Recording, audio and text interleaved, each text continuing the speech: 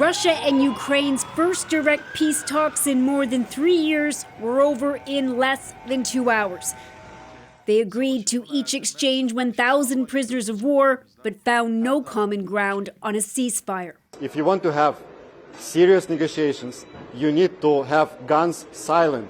This is logical.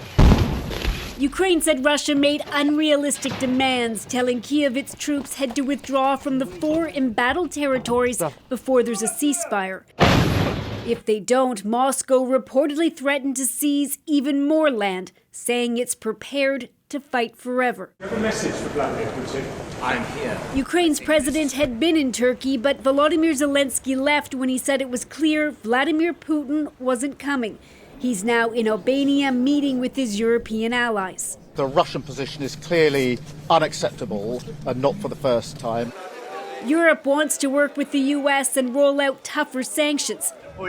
U.S. President Trump thinks it's all going to come down to a meeting. Nothing's going to happen until Putin and I get together, okay?